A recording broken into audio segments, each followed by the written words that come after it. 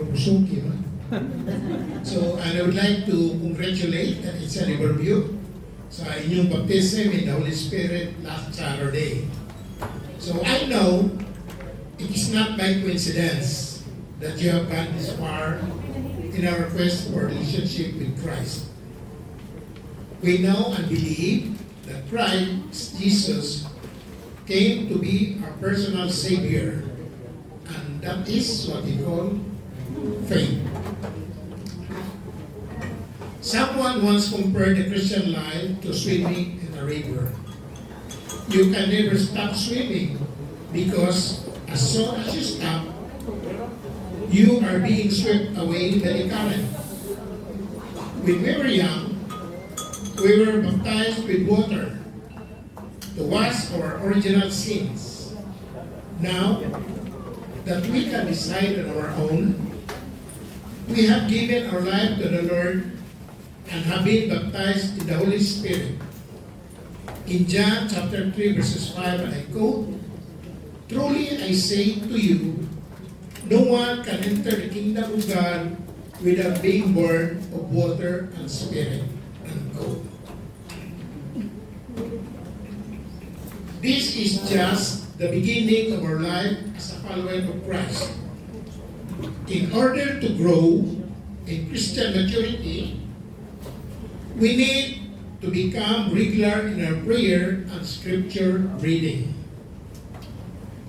We need to deepen our faith in the Lord, and we need to learn how to recognize what God wants us in the circumstances of life.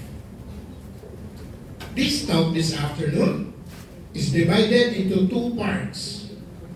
The part one, which is growing in faith, and in part two is guidance on how to recognize God's will. So, before that, I would like to give you this simple story. Simple again, kinubo naman. A man was trapped on his rope during a flood.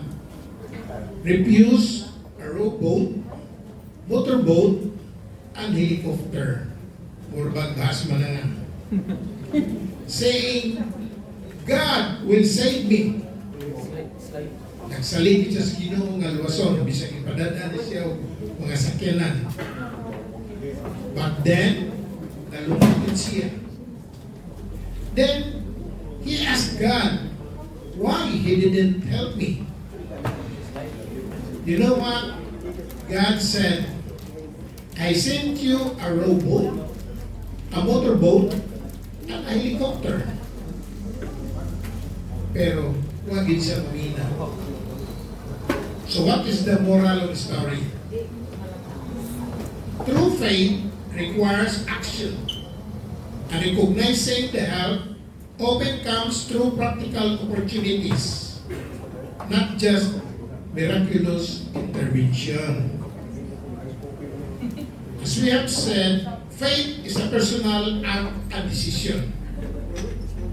We must open the door for Christ to come into our lives.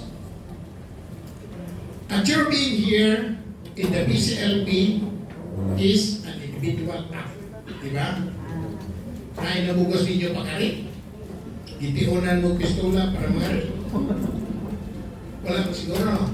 You came on your own. So no one can decide for us to put our hand on the knob and turn it in para makasunod na. So again, we'll go on to the part one, which is growing in faith. How do we grow in faith? God wants to work through us. He wants us to have expectant faith. Faith is the way in which we lead God into our lives and allow Him to work through us. As in 1 John chapter 4 verses 4, and I quote, "He who is in you is greater than he who is in the world." Unquote. God really works us through faith. Not because He wants to make us hard for us and give us an obstacle to get through in living faith. He wants us to rely on Him to work for or through us. Faith opens us up and makes us easier to receive from God. And finally, faith allows us to use what God gives us. It is not just in God's goodness either. It means believing in God's word, expecting it to come true, and acting on it. Faith is understood here is not just doctrinal faith. Believing in the doctrines of the church, like the divinity of Christ, and it is not just trust in God's goodness either. It means believing in God's word, expecting it to come true, and acting on it. We can call this type of faith an expectant faith.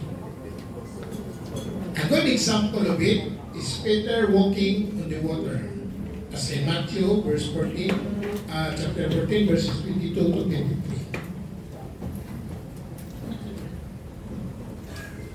In this verse, I would like to give an example now.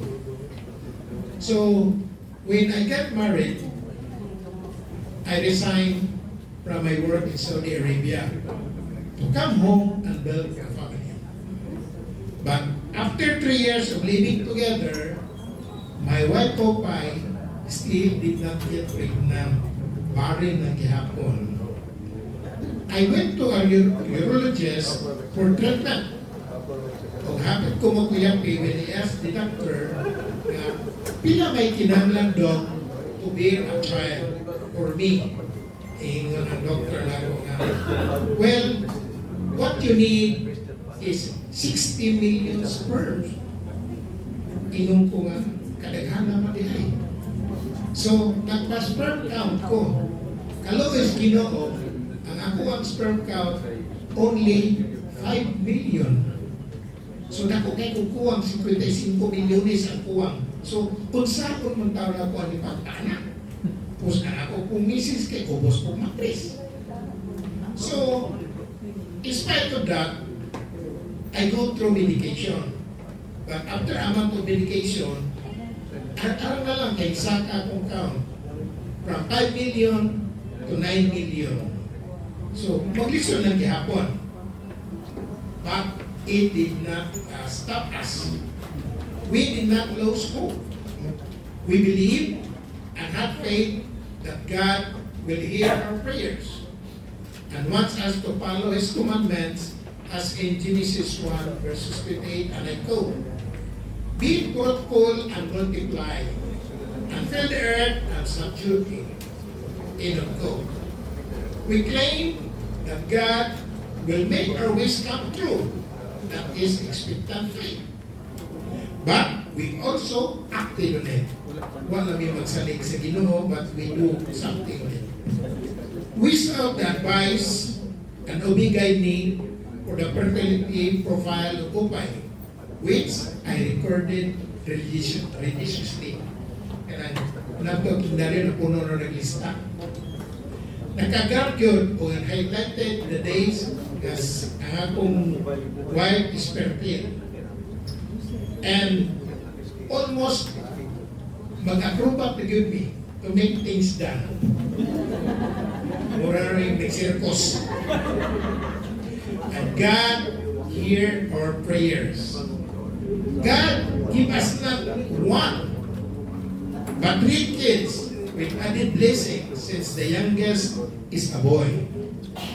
They are now all grown up, and in fact, Popeye just came home last March 26 from an apostolic work sa bugnaw na lugar sa Canada. Our second grandchild, our eldest daughter. See? So, that is expectant faith. Ayaw mo pag huwag tayo pag-lao. God will always be there. Faith is not a blind lead. It is a response to God's revelation. Faith is a response to certain promises God has made that apply to everyone, like the baptism in the Holy Spirit. And I quote in Luke chapter 11, verse 13. If you then, who are evil, know how to give good gift to your children, how much more will be the Heavenly Father give the Holy Spirit to those who ask Him. This verse serves as a powerful example of God's generous, loving nature, promising that, unlike imperfect human parents, God will give the ultimate good gift, the Holy Spirit, to those who persist in prayer.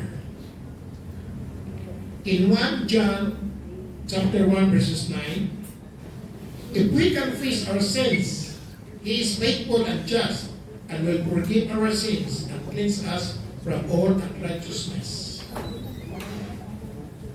This is a promise that honest confession brings forgiveness and restoration, not by earning it, but because God is faithful.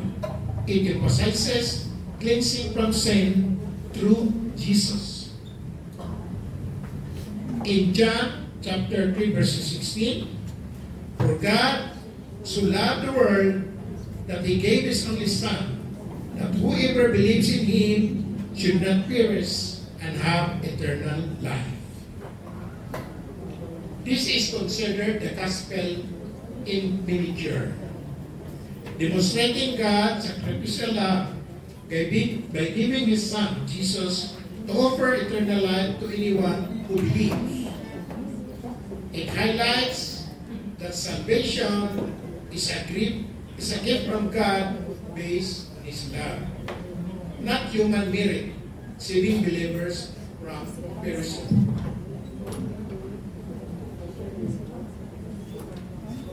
A response to revelation about the situation this sermon is leading. God will become clear in a certain situation, whether or not to take certain job, or whether or not to move to Canada with a family. Once it is clear what God's will is in such a situation, we can act on this discernment in expectant faith of God's support. When I was informed that I will be transferred to HR and admin department when I still work, I panicked. Gikulbaan ko, gikuyawan ko, nataranta mo yun ko. Kaya wala yun ko yung background pagka-HR practitioner. So, nakapumuntaan na ako. Wak ka ni sila masayo. But then, nasoda mag-publicity. I prayed to God whether to take it on the job or not. Kaya by profession, I am a mechanical engineer. And as ever since working in the production or engineering and maintenance department. So, and besides, I'm already comfortable with my present position. Okay, sweet naman ko. So, hindi na kayo ma-stress. Iba naman ko. So, in order to turn down the move, I made a demand. Nga kung balhinun ko, dili ko anang lateral transfer. Kung sa ikong posisyon, ibalhin mo lang yapon. So, knowing, wala ko yung background sa HR, kunya, sigurado sad ko, hindi sila masugot. Kaya wala ko kayo background. But Opay and I prayed for discernment. And God heard us. The president and the plant manager had different perspective about me and acted on my promotion and allowed me to go to Japan for training even if wala na ko sa production department. Diba? So, pray for discernment. And God answered my prayer. So, kikiyahan ko kung ginawa nga ngayon kung sa'yo ang ibuhat ko. A response to what we know about the Lord. In Mark chapter 5 verses 24 to 34, It's about a woman with severe hemorrhage for 12 years. He was healed because of her faith. That if she could just touch the hem of Jesus' clothes, she knew she would be healed. Based on this and other verses where God held the sick, we can approach the Lord for healing with confidence. Since 2009, my wife and I have been members of the BCBP Talisay Chapter Intercessory Group, and we have many answered prayers, particularly on healing. So during the baptism of the Holy Spirit last Saturday, maybe if not all of you received the gift of the Holy Spirit, laylain, tears of joy, forgiveness, giving thanks, and others, no, kami nakibaw kung sa inyong dalaw from the Holy Spirit. How can we grow in faith? We can also grow in faith by be part of the BCBP community which you are in now. And the most important way is to be part of an environment of faith. In other words, become really part of the BCBP. Here, you will be surrounded by men and women who are trying to respond to the Lord in faith.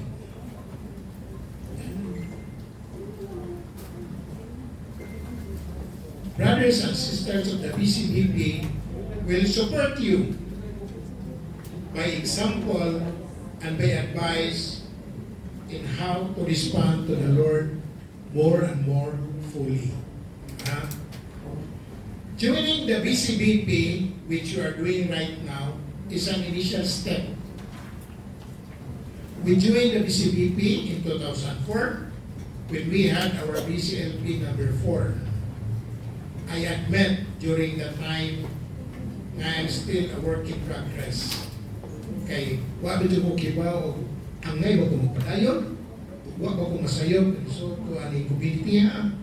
Kay ako noon na ako tayo latagaw gyud kaayo. Kay daghan ko mga resentments, mga frustrations. So kay mo ko am I choosing the right community na di-join ko ani, particularly in BCBP? Because in my mind, this community is for mga elites para na ako. That time, that was I was thinking out about. But unfortunately, everything I think was wrong. I just made it for myself. So, my conversion, scripture reading and prayer time have greatly improved. Kaya sa una, to be honest, kung basa lang, kabasa ko Biblia. Pero, di ko kibaw mangita asa napita. O pangutanon ko, bro, kana kung sabi verse, ako ito ba kung sa? Muhin ko na ko, ang gibasa karon bro, murang Kapitolyo 2, niya, City Hall 3. Kaya ko kasabot. But with BCBP, scripture reading and prayer time and Bible reading in me improve. Sa una, with the BCBP na ko. Pero, hindi niya kong seryoso. I use my Sundays, kay Sunday mag-break pa sa una, going cycling. Mabutog-bugo, mabutog sa Thunder, mabutog Bohol, until our 12-year-old daughter told me now that you are with BCBP, can we at least go to church in the morning, particularly on Sunday? And that moment, murag nauukos kong kugalingon kay ang anak ni Badlong sa amahan. But then, I made a change. Changed my priorities. I set my priorities na pag-pandemic, nagkita online mas, usahay, Opay would say, mag-online na lang ta. But I can make sure na pwede naman face-to-face, dili lang ta mag-online. Because I really want you to feel the essence and the presence of the Lord na nasa church, dili lang nasa. Kaya sa'yo mo mag-online ta, pwede mo ka-blackout. Kaya i-uplan mo yung kamera, wala yung bawing napapaga. Pag-really, wala ka diya. So, muna, bahala na pag-ibig, mag-online, mag-pwede, magtagay na. At that time, di alam naman pag mabalik ang face-to-face. So, but God is good. Kaya ano, iprotektahan ko niya. Iprotektahan pa ng uban. Kaya po siya diha, because we have faith and nothing will happen to us because God will provide us with protection. Read the scriptures with faith. When reading the Bible, dili bitaw ta mag-doubt na bitaw ka ni isultis Biblia. Or we try to interpret in our own capacity. So never doubt what is being written in the Bible. Read books that build faith, beginning with the Bible itself. Practice at praying and acting in faith. When you pray for things, do not beg, but rather pray with confidence, thanking God for what He will do, confessing His Lordship and power, praising Him, claiming that God has answered your prayer, as in Mark chapter 11, verse 24, and I quote, "For this reason, I tell you when to pray and ask for something. Believe that you have received it, and you will be given whatever you ask. It will go." Don't get tense about it, but relax and be willing to try. The Lord teach you how without you knowing it. Don't try to work up feelings of faith that makes us focus on ourselves when what we need to do is focus on Christ, His power, and His promises. A very good way to realize how God really answers a prayer is to keep a notebook. Have you tried it? Kanang imo mo listahan. Try to write kanang inyong kuan, gipangayo sa Ginoo. Kunya, iguman, reviewhan ninyo kung nagkatong inyong gipangayo, gihatag ba. And also, you can also write in that notebook the things that happened to you in a day, and the things bad that happened to you in that day. You will be amazed because ang inyong makita permi mas daghan ang nahimo nga maayo nimo compared sa mga pati o dawtan hitabo nimo. I already tried that. Bisag hindi pa kayo seryoso sa una kay, sige, pag-graduate sa physician, figure na you try. So I go. So I try to write something good that happened to me, no matter how small. And then I write some things that kanang pati that happened to me also. Kanang mura ka, grades ka, so I try to write it down. Kunya ka na pong mga good things as simple as finding a car park sa busy nga mga parkingan, then you can have a parking slot. So, makikita yun ka. Then I wrote it as in the good things that happened to me. Lo and behold, mas daghan yun ang mga good things. Nga nitabo na ako, nga nabuhat sa ako compared sa mga dautan nga nitabo. That's the comparison. Una, makita dito sa notebook ay mong isumat.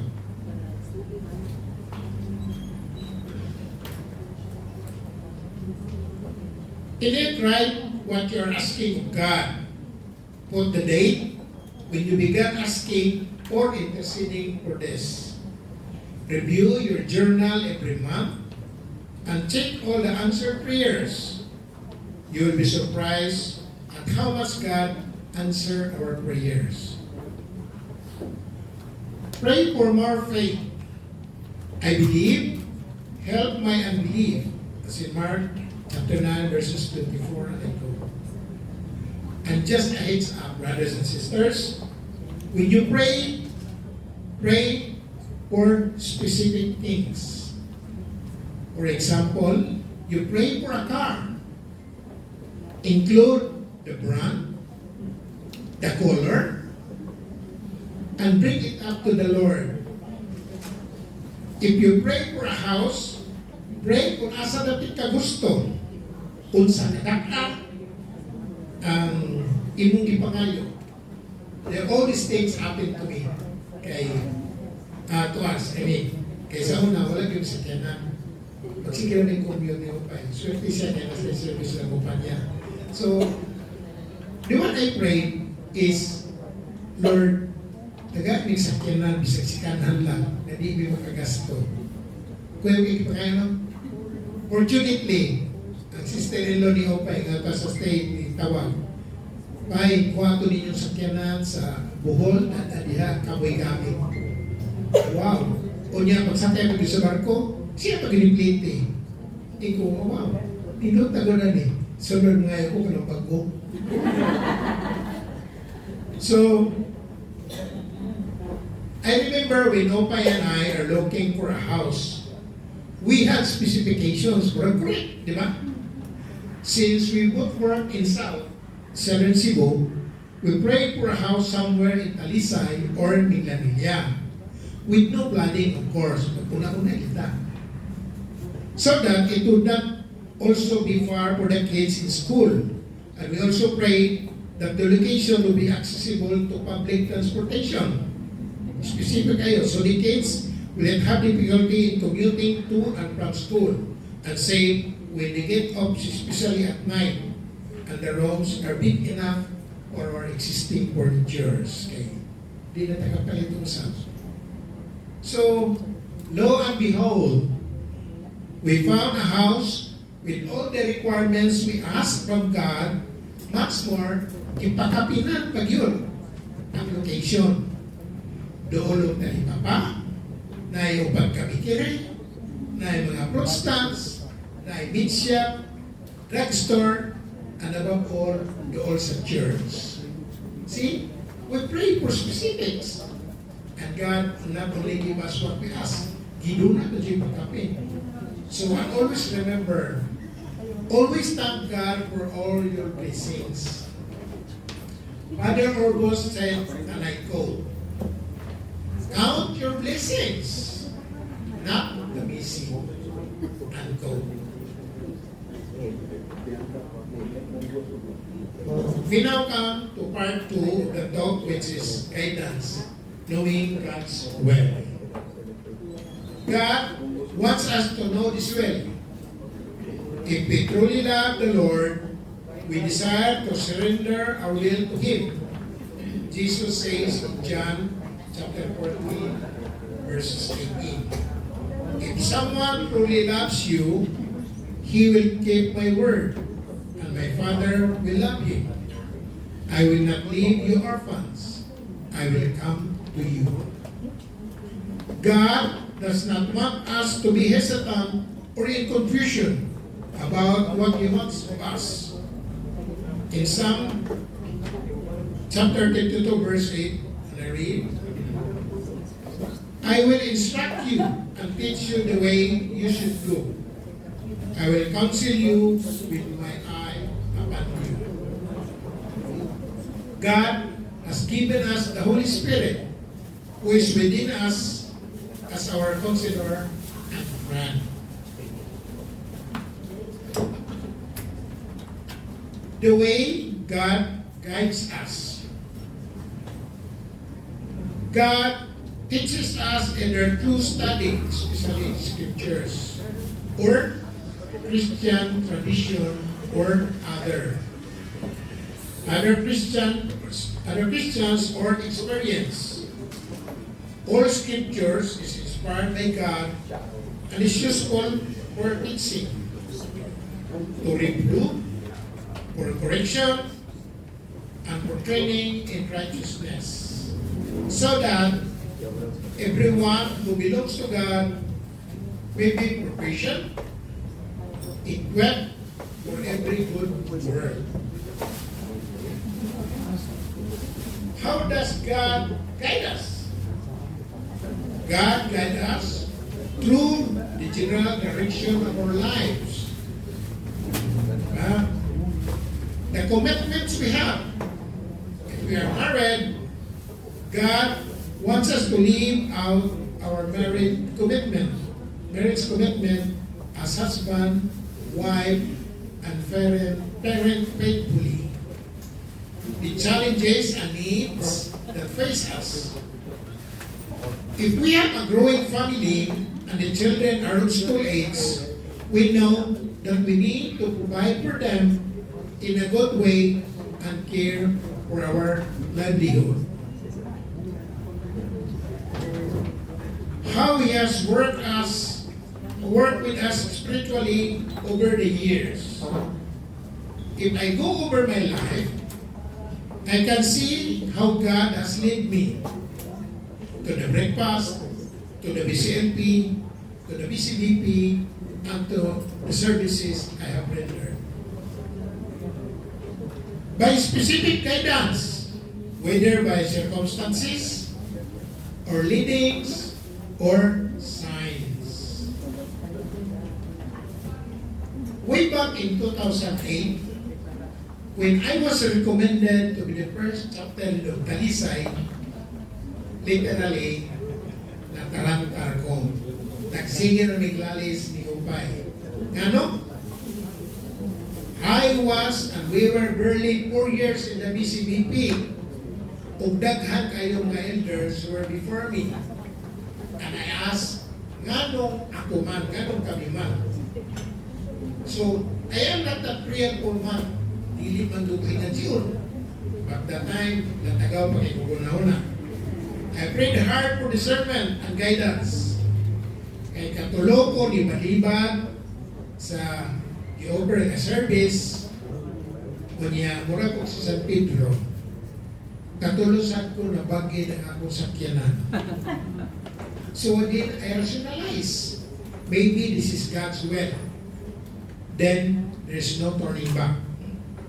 Kung promoted ta sa atong work, dili gyud tayo baliban. Kinsa ninyo baliban? I-promote ang trabaho. Di ba? Promotion o sigurado man yun sa atong konsuldo o mga benefits. Di ba? Now, that I am promoted in the service of the Lord, who is the giver of all things, this is yun ibaliban. But God really guided me.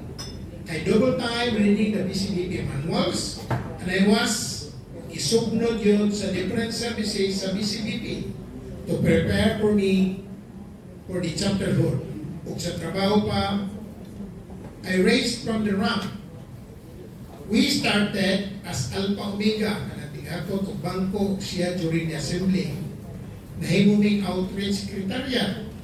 Dayon, ihimuming discussion group leader, both sa CLP o sa market evangelization program sa mga pulis. Nahimuming action group leaders, unit leaders, nag-breakfast head, nag-mission head, or mission head, outreach coordinator of Argao, BCLP course leader, just like Bergjon right now, and BCMR head couple. Bisa kung sa lang nga service, gidawat na mo. There were challenges along the way. Happy to be surrender o wait sa BCBP. But God always made ways to help me through. I am grateful that I made a big leap in the service and still counting the years to be with BCBP. Although, medyo advice na lang kay senior citizen naman. Ang present service po na magkaroon is Regional Service Coordinator of Program and Services. So, medyo misa ka na gamay kay regional naman.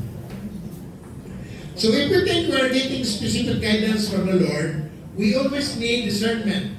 It is easy to confuse our emotions and desire with the voice of the Lord. Circumstances could be an obstacle to overcome as well as an indication of His will. We need to grow in discernment between our impulses and God's leading.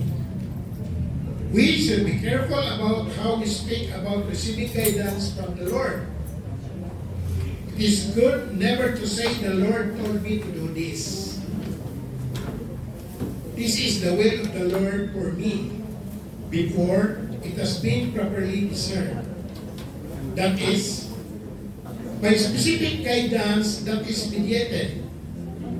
Mo yun imong i-pray. Counsel through pastors, mature Christians, parents, and you have asked guidance from elders or experienced person or from priests. Through the authority we are under. In the BCBP, we have leaders or laddered authority. In the BCLP, we have the course leader, assistant course leader, the discussion group leaders, assistant discussion group leaders, and other services. But we beseech you, brothers and sisters, to respect those who labor among you and are over you in the Lord, and admonish you, and to esteem them very highly in love because of their work. Be at peace among yourselves. This will be explained more in one of the talks later na siya, no? That is submission to authority. How do we grow in guidance and discernment? Desire to grow in it and ask God to help you want what He wants. Specifically, pray and seek guidance for any decisions. Don't act on impulse or gut feel. Study and mediate on your experience. What is God teaching you through it? Talk decisions over with others, your parents, brothers and sisters, friends. The Lord can speak to others about us. We need to trust the Lord and His desire to reveal His will to us. We should not be over anxious to get it just right. There is always in God's perfect timing. We may not understand God's plan, but please be aware that God answered in His own time. Our eldest daughter is married to a Canadian. She went to Canada in September 2024. We have always prayed together with our chapter intercessory group for the release of her work permit and permanent residency, known as PR. Last December 2025, she was granted a work permit, pero mao gyapon, isugsog yun. Her work permit got lost in the mails, and in fact, she paid for another set to be mailed again, and wrong pag yun ang address na nabutang sa issuer.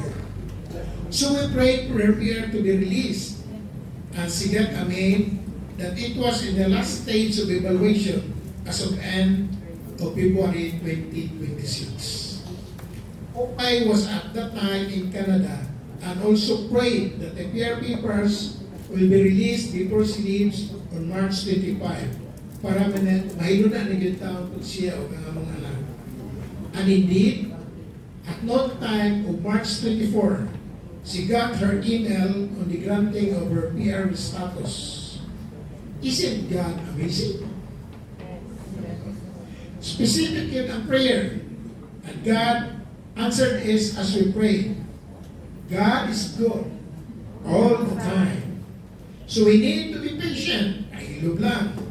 If we are new in a committed Christian life, like if we have just finished the BCLP, as you have read right now, it will take us time to grow into a mature understanding of God's will for our life.